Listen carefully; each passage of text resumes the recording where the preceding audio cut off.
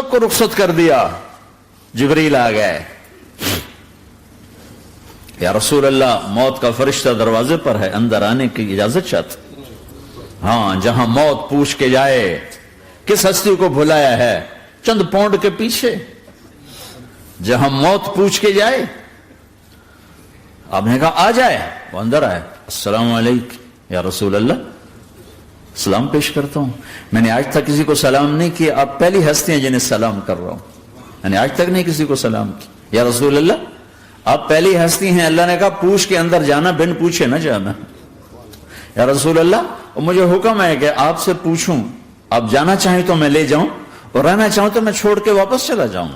طارق جمیل سے کوئی پوچھے, آپ سے کوئی پوچھے, پوچھا جا رہا ہے, موت پوچھ رہی کہ آؤں کہ نہ آؤں. تو آپ نے کہا اگر میں اجازت دے دوں تو میری جان نکالو گے؟ کہاں جی نکالوں گا.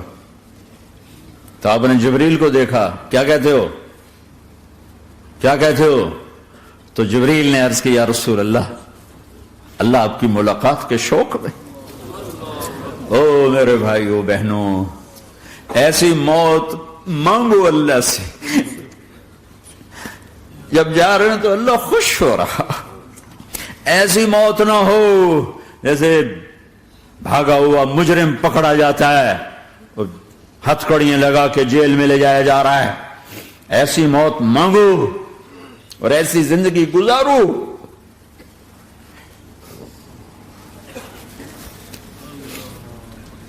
موت ہمارے لیے راحت ہے, اللہ خوش ہو رہا. جب سعد بن معاذ کا انتقال ہوا تو آپ نے فرمایا, میرے نبی نے فرمایا, سعد بن معاذ بڑے صحابہ میں ہیں, میرے نبی نے فرمایا کہ آج اللہ کا عرش خوشی سے جھوم اٹھا ہے. چونکہ وہاں تو جا رہے ہیں نا, یہاں سے نکلنا ہے, وہاں تو پہنچنا ہے, وہاں تو خوشی ہے, یہاں غم ہے. تو آپ نے کہا, میرے نبی نے فرمایا کہ آج میرے اللہ کا عرش سعد کے پہنچنے پر خوشی میں جھوم اٹھا ہے. ایسی موت مانگو کہ اللہ کا عرش بھی خوشی سے جھومے, اللہ بھی خوش. کیا کر رہے ہو, کدھر جا رہے ہو؟ اس دھوکے کے گھر, اس مچھر کے پر, اس مکڑی کے جالے, اس دکھوں کے گھر, اس غموں کی دنیا میں کیا ڈھونڈتے ہو؟ جاؤ اللہ کو ڈھونڈو, جاؤ اس کے حبیب کو ڈھونڈو, پھر جاؤ مزے کی زندگی یہاں گزارو, مزے کی نیند قبر میں پوری کرو, اور جنت میں ہمیشہ کی راحتوں کے مالک بن جاؤ.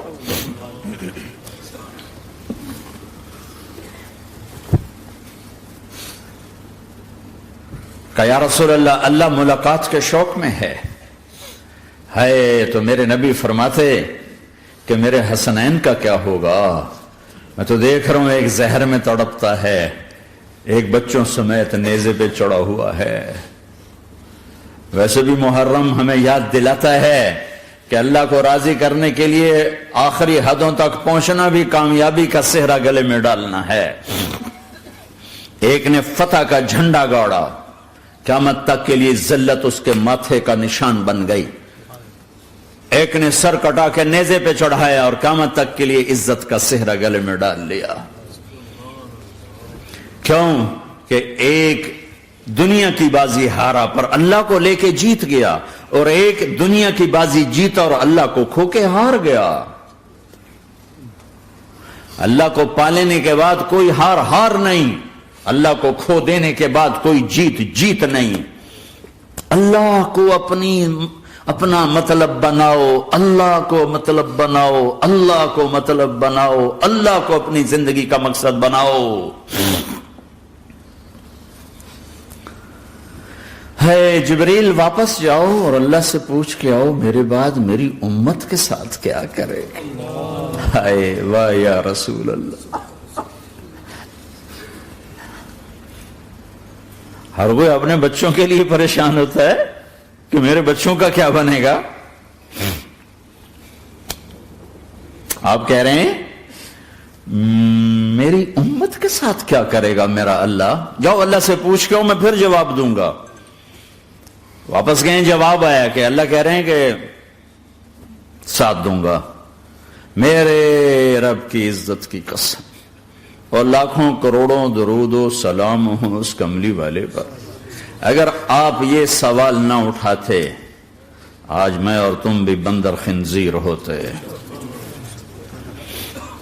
بیچ میں وہ حائل ہو گئے، ان کے آنسو، ان کی دعائیں. مچھلی کھانے پر اللہ تعالیٰ نے موسیٰ علیہ السلام کی قوم کو، پورے شہر کو بندر بنا دیا. مچھلی کھانا کون سا گناہ ہے؟ اللہ نے کہا بس ہفتے کو نہیں کھانی، کھاؤ اتوار پیر منگل بدھ جمعہ جمعہ کھاؤ، ہفتہ نہیں. نہیں کھائیں گے، کھایا، اللہ نے بندر بنا دیا. شراب پینا مچھلی کھانے سے بڑا گناہ ہے، اور بیچنا اس سے بھی بڑا گناہ ہے، اور نشے کی چیزیں بیچنا اس سے بھی بڑا گناہ ہے، ماں باپ کی نافرمانی اس سے بھی بڑا گناہ ہے. میرے نبی سے پوچھا گیا یا رسول اللہ قیامت کب آئے گی؟ کہا اللہ کو پتا ہے. کہا کوئی نشانی بتا دیں، کوئی نشانی بتا دیں. تو آپ نے فرمایا جب ماؤں کو ذلیل کیا جائے گا قیامت آ جائے.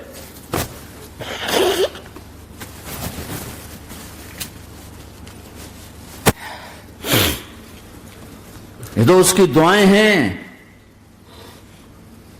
بیچ میں آ کے کھڑی ہو جاتی ہیں. اللہ تعالیٰ نے کسی کو بندر بنایا، کسی کو خنزیر بنایا، کسی کو زمین میں دسایا، کسی کو پانیوں میں بہایا، کسی کو ہواؤں سے اڑایا، کسی پر آگ کو برسایا، کسی پر بجلیوں کی چمک کو سے ان کو راکھ کیا. کب میرے رب نے کیا کچھ نہیں کیا. وَكَمْ أَهْلَكْنَا مِنَ الْقُرُونِ مِنْ بَعْدِ نُوحٍ وَكَفَى بِرَبِّكَ بِذُنُوبِ عِبَادِهِ خَبِيرًا بَصِيرًا. کیا کچھ نہیں ہوا ہمارے ساتھ، وہ کچھ کیوں نہیں ہوا کہ وہ کملی والے کی دعائیں ہیں، دعائیں ہیں، دعائیں ہیں، رونا دھونا ہے امتی امتی. اچھا چلو یہ تو دنیا ہو گئی، آپ نے یاد رکھا میدان معاشر میں میرے نبی نے فرمایا جب جہنم کو لایا جائے گا اور ایک چیخ مارے گی، کوئی کسی کو یاد نہیں کرے گا، سب بھول جائیں گے. ہر ایک کی زبان کے آپ نے مشہور لفظ سنا ہوگا نفسی نفسی. جب جہنم آئے گی تو ایک چیخ مارے گی اور کئی بلین فرشتے اس کو پکڑ کے لا رہے ہوں گے، اور وہ ان کے ہاتھوں سے نکل رہی ہوگی، اور اس کی آگ کے شعلے اور اس کا دھواں اور اس کی چیخ اور اس کی آواز. تو جب وہ قریب آئے گی تو اس کے آواز پر سارے مرد عورت زمین پر گریں گے اور سب کہیں گے یا رب نفسی نفسی، یا رب نفسی نفسی، یا رب نفسی نفسی. یا اللہ میری جان، میری جان، ماں نہیں، ابا نہیں، بیوی نہیں، بچے نہیں، بھائی نہیں، میری جان. چلو میں تو آپ عام لوگ ہیں، انبیاء نبی کہیں گے یا اللہ میری جان. ابراہیم خلیل جیسے کہیں گے یا اللہ میں کسی کا سوال نہیں کرتا، باپ کا بھی نہیں کرتا، میری جان. اور عیسیٰ علیہ السلام جیسی ہستی کہیں گے یا اللہ میں اپنی ماں مریم کا بھی سوال نہیں کرتا، میری جان، میری جان. عیسیٰ علیہ السلام سے لے کر آدم علیہ السلام تک نفسی نفسی. نوح علیہ السلام نفسی نفسی. یحییٰ زکریا باپ بیٹا ہیں لیکن نفسی نفسی. سلیمان داؤد باپ بیٹا ہیں لیکن نفسی نفسی. یوسف یعقوب باپ بیٹا ہیں لیکن نفسی نفسی. یعقوب و اسحاق باپ بیٹا ہیں لیکن نفسی نفسی. اسحاق ابراہیم باپ بیٹا ہیں لیکن نفسی نفسی. اسماعیل ابراہیم باپ بیٹا ہیں لیکن نفسی نفسی. یہ نبیوں کا حال ہے، میرا کیا حال ہوگا؟ لیکن اسی ہنگامے میں جب ہر مرد عورت کہے گا نفسی نفسی، ایک آواز ابھرے گی امتی امتی. ایک آواز آئے گی امتی امتی. ایک دکھ بھری، ایک درد بھری آواز آئے گی امتی امتی. سننے والے حیران ہوں گے یہ کون ہے، یہ کون ہے جو اپنے آپ کو نہیں مانگ رہا، اپنی امت کو مانگ رہا ہے، یہ کون ہے؟ جب آواز کی طرف نظریں لگیں گی، ہو یہ تو محمد الرسول اللہ ہے، جھولی پھیلی ہوئی ہے، ہاتھ اٹھے ہوئے ہیں، اے رب میری امت. کون سی امت ساری زندگی شراب بیچتے رہے؟ کون سی امت ساری زندگی ڈرگز بیچتے رہے؟ کون سی امت ساری زندگی زنا کرتے رہے؟ کون سی امت ساری زندگی ظلم و ستم کے پہاڑ توڑتے رہے؟ ساری زندگی جوا کھیلتے رہے؟ آپ تو کہتے دفع ہو جاؤ، میری نظروں سے دور ہو جاؤ، نہ تمہیں میری عزت کا خیال نہ میری نسل کی قربانیوں کا خیال. میرے معصوم بچے نیزوں پہ جھڑ کے اس کے دین تم چند پونڈوں پہ کیا ظلم ڈھا کے آئے ہو، دفع ہو جاؤ یا اللہ انہیں جہنم میں ڈال، یہ کہنے کا موقع تھا۔ میں قربان جاؤں اس نبی رحمت، اس کامل اکمل نبی، اس ہادی رہبر پر میں کہاں سے الفاظ لوں ان کی تعریف کے لیے۔ دو ہستیوں کا حق نہیں ادا کیا جا سکتا، ایک اللہ، ایک اللہ کا رسول۔ ہر ایک کا حق ادا ہو سکتا ہے، اللہ اور اس کے رسول کا حق نہیں ادا ہو سکتا۔ وہ کہتے جا اللہ ان کو آگ میں ڈال دے۔ انہوں نے نہ مجھے دیکھا، نہ میرا گھر دیکھا، نہ میرے پیٹ پہ پتھر دیکھے، نہ میرا راتوں کو تڑپنا دیکھا، نہ میرا مچلنا رونا دیکھا، نہ احد میں ٹوٹے دانت دیکھے، نہ طائف میں بکھرا خون دیکھا، نہ کربلا میں اولاد کے سر نیزوں پہ چڑھے دیکھے۔ دفع دور کر دے میری آنکھوں سے۔ میں قربان جاؤں اس نبی رحمت پر۔ کہہ رہے ہیں یا اللہ میری امت، یا اللہ میری امت، یا اللہ میری امت، یا اللہ میری امت۔ نہ یہاں بھلایا نہ وہاں بھلایا۔ آپ کے لیے ممبر آئے گا، میرے حبیب بیٹھو، تو آپ کہیں گے اب مجھے خیال آئے گا اگر میں بیٹھا تو یہ مجھے لے کے جنت میں نہ چلا جائے، اور اللہ کہہ رہا بیٹھو تو میں کیا کروں گا؟ میں خود زمین پہ کھڑا رہوں گا، ممبر پہ ہاتھ رکھ دوں گا کہ اللہ تیری مان لی، میں ہاتھ رکھا ہوا ہے، لیکن میں بیٹھوں گا نہیں کہ میں اپنی امت کا آخری حساب کروا کے ہی جاؤں گا، ایسے نہیں جاؤں گا۔ آؤ بھائی، ہمارا نیا سال ہمارا سال تو محرم سے شروع ہوتا ہے، ویسے تو جنوری بھی اللہ کا، محرم بھی اللہ کا، سورج اللہ نے بنایا تو جنوری فروری بھی اللہ کا، اور چاند اللہ نے بنایا تو محرم ربیع الاول بھی اللہ تعالیٰ کا، دونوں ہی اللہ کے ہیں۔ کسی نے یہ لے لیا، کسی نے وہ لے لیا۔ ہم نے چونکہ چاند کا کیلنڈر بنایا تو ہمارا تو اب سال شروع ہو رہا ہے، ہمارا تو نیو ایئر اب ہے، ہمارا نیو ایئر رونے سے شروع ہوتا ہے۔ کیسا اللہ نے نظام بنایا، کسی اور مہینے میں یہ واقعہ ہو جاتا، نہیں سال کے شروع میں یہ واقعہ رکھا ہے کہ ہر ایک کو پتا چلے کہ ہاں نیا سال خوشی منانے کے لیے نہیں ہوتا، نیا سال آخرت کی تیاری کے لیے ہوتا ہے کہ ایک سال چلا گیا، ایک سال اور زندگی سے نکل گیا، اور بھی جلدی سے اللہ کو راضی کرنے کو، کوئی کام کرنے کو، توبہ کرنے کو، اللہ کو راضی کر لیں۔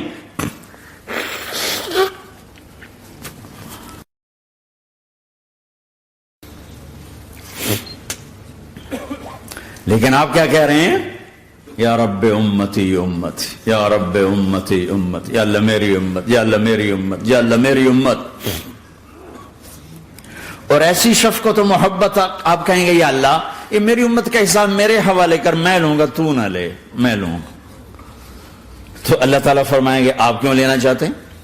کہیں گے میں اس لیے لینا چاہتا ہوں کہ ان کے جتنے عیب ثواب ہیں نا وہ کسی کو پتہ نہ چلے، تو میرے سامنے آ جائیں تو ان کو شرمندہ نہ ہونا پڑے، تو میں قربان جاؤں۔ پھر وہ رب محمد ہے، اس نے اپنے حبیب کی لاج رکھنی ہے، وہ کہیں گے میرے محبوب اگر آپ ان کا حساب لیں گے اور آپ ان کے گناہ دیکھیں گے تو پھر ان کو آپ سے تو بڑی شرم آئے گی، نہیں میں آپ کو بھی نہیں دیتا، میں ان کا حساب پردے کے پیچھے لوں گا، کسی کو پتہ نہیں چلنے دوں گا۔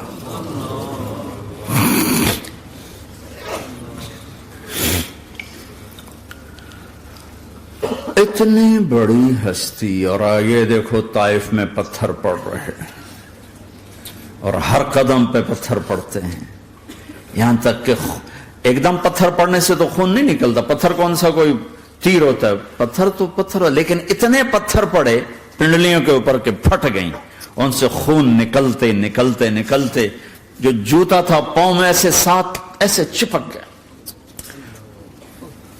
اور ساری کائنات کے دلہا سردار بے ہوش ہو کے گرے۔ وہ آپ کے غلام زید نے نوکر تھے، انہوں نے اٹھایا کندھے پر، بھاگے، پیچھے وہ سر پہ چڑھے ہوئے پتھر مار رہے ہیں، اور آپ جتنا بھاگ سکتے تھے بھاگے، یہاں تک کہ بے ہوش ہو کے گر گئے۔ خون زیادہ نکل گیا تو انہوں نے کندھے پہ اٹھا، دوڑ لگائی، اور آگے سامنے باغ تھا، کس کا؟ سب سے بڑے دشمن کا، مکے والے عتبہ بن ربیعہ۔ عتبہ کون ہے؟ یہ جنگ بدر میں جس کے ہاتھ میں جھنڈا تھا، اور جنگ بدر میں قریش مکہ کے لشکر کا جو چیف تھا وہ اس کا باغ۔ لیکن زید کو کوئی پناہ نظر نہیں، وہ باغ میں گھس گئے اور اللہ کے نبی کو ایک انگور کی بیل کے نیچے لٹایا. تو جان کا دشمن عتبہ، لیکن جب اللہ کے نبی کو خون و خون دیکھا تو اس کا دل بھی پگھل کے رہ گیا. کہنے لگا ہائے ہائے، طائف والوں نے محمد کے ساتھ کیا کرتا. جس پر دشمن کو رحم آیا ہمیں اس پہ رحم نہیں آیا، ہم نے اس کے آنسوں کی کوئی قیمت نہیں لگائی. وہ اتنا ایموشنل ہوا کہ جلدی سے گیا اور پلیٹ میں انگور توڑ کے سجائے. جب جانے لگا تو پھر شرم اور وہ ایک حجاب درمیان میں آڑے آ گیا تو اپنے غلام کو بلایا، عداس کا، عداس یہ لے جا وہ جو آدمی زخمی پڑا، اسے جا کر کہنا کہ تمہیں رشتے داری کی قسم میرے انگور رد نہ کرنا، کھا لے. حالانکہ موقع تھا کہ قتل کرتا، ہر وقت قتل کرنے کے منصوبے بنا رہے، ابھی موقع تھا کہ قتل کرتا. ایسا حال تھا کہ قاتلوں کے بھی آنکھوں میں آنسو آ نہیں آئے تو تمہاری آنکھوں میں نہیں آئے. چند پونڈوں پہ اپنے نبی کو بیچ دیا.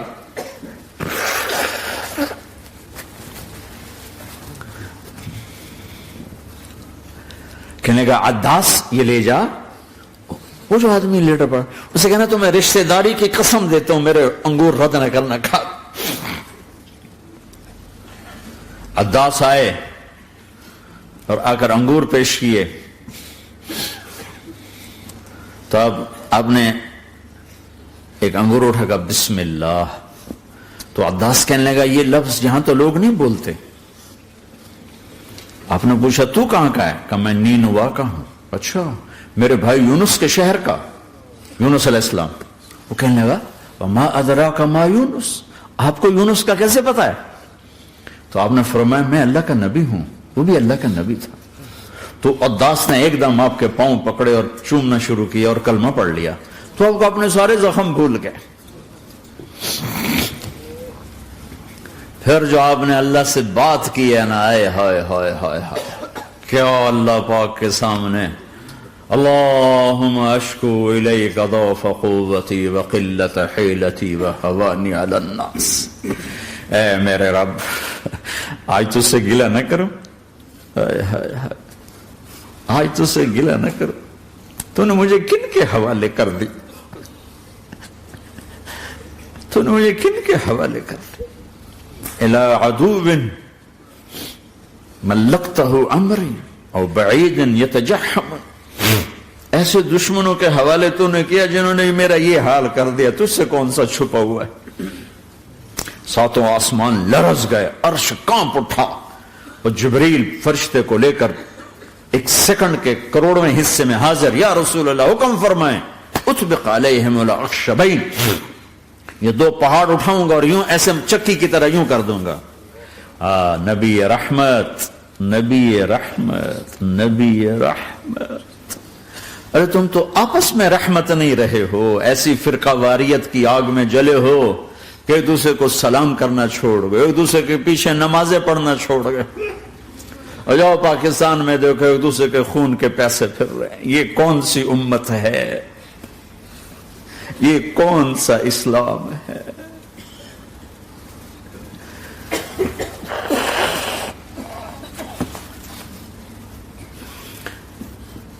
حضرت عائشہ نے پوچھا یا رسول اللہ آپ کو سب سے زیادہ تکلیف کہاں پہنچی؟ کہا طائف میں.